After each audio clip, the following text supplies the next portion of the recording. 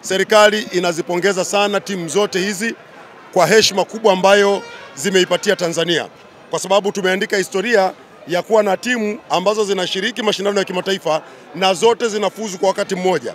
Lakini muhimu zaidi ni kwamba timu zote ziko kwenye kiwango kizuri sana. Kwa hiyo tunaamini ile ndoto tulionayo ya timu zetu kwenda kucheza fainali inawezekana. Na mimi leo nina furaha sana kuona nimekuwa sehemu ya historia hii kubwa muhimu ya nchi yetu kupeleka timu zote katika mashindano ya kimataifa. Na wapongeza sana wote, Simba, Yanga, Azam na Singida Black Stars. Mzigo wa mama leo unarudi kwa sababu vigezo na masharti ni kwamba timu lazima ishinde.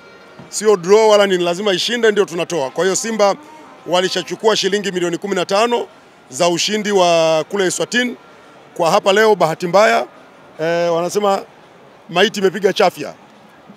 Kwa hiyo goli la mama limerudi, lakini kwa kweli sio mbaya. Nadhani ilikuwa ni plani ya mwalimu kwamba timu isitumie nguvu nyingi sana, kwa sababu tayari ilikuwa na mtaji mkubwa wa magoli na nafasi ya kusonga mbele katika mashindano.